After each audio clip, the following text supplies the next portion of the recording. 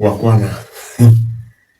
I've come across people in the streets, but wangwana kuna wenye wamekataa tu, hawa wanakujanga tu kuwatch videos, but wamekataa hawezi subscribe wangwana. Wangwana, I just hope this reaches you and touches you. Kindly subscribe to this channel. It's one of the biggest narrating platforms in the entire world. Now, there's a very fantastic and a beautiful story.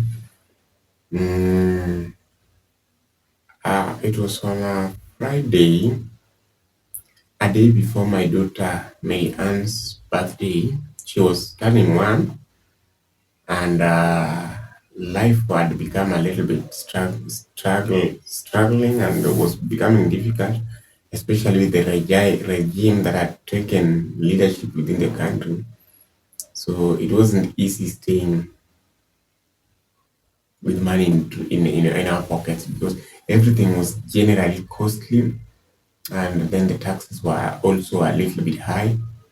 And I just wish the leadership would just hear what the citizens were saying and at least bring a change to the country and within the people. So, my wife informed me that her mother was traveling all the way from up country to come and witness her granddaughter's first birthday. I wasn't even prepared so well within the day, but I was able to raise a little bit some cash from some of my friends. But I didn't want to tell them that my daughter was celebrating a happy birthday because you cannot just try to convince people that it is a birthday celebration that you are contributing for unless you are insane. So when Pauline told me that her mother was traveling, I was just left in a way. But she told me that her mother is one of the most promising and successful business ladies within the community that she lived in, and that she was bringing in a lot of presents for her granddaughter. So everything will be fine.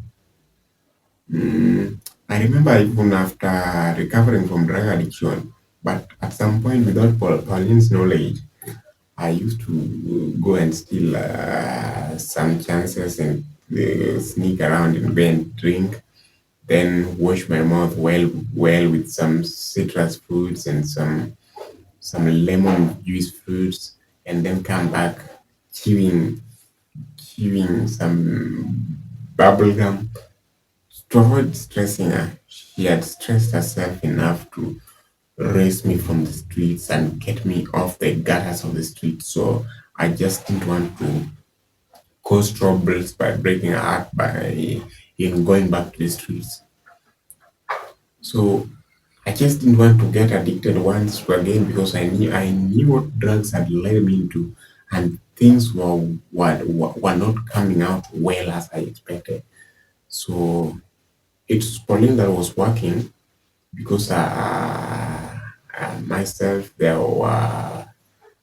was some deduction of workers because the company was shifting to another country since the government had imposed taxes on them and they were unable to pay all those taxes and at the same time pay all the workers.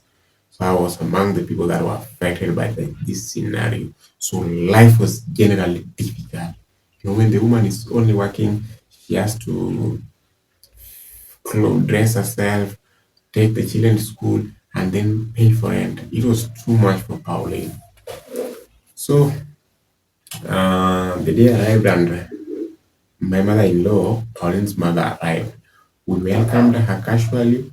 I was able to go and convince some of my customers to give me some food on credit so that it could be seen that we just depended on whatever she was bringing to the table for us. Men, sometimes we just try, even if it means undergoing all those shit, we have just to try, and there's nothing to be compromised in trying.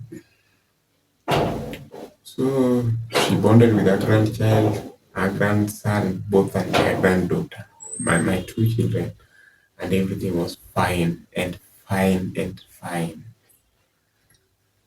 Then she excused herself to go to the washroom which was outside the house because we had shifted from our main house, the one we were living in, and shifted to now the public home where we were living as a group, as a community.